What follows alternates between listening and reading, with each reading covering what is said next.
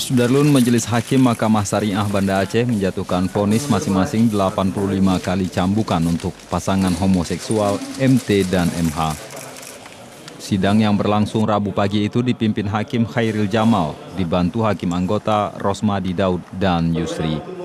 Hakim menyatakan terdakwa telah terbukti secara sah dan meyakinkan bersalah melakukan jarimah liwat.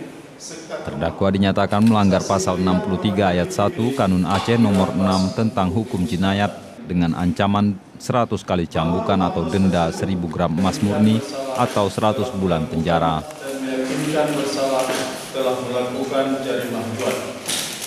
Kedua, menghukum terdakwa Muhammad Taufik bin Faisal Reja dengan hukuman cambuk di depan umum sebanyak 85 kali cambuk.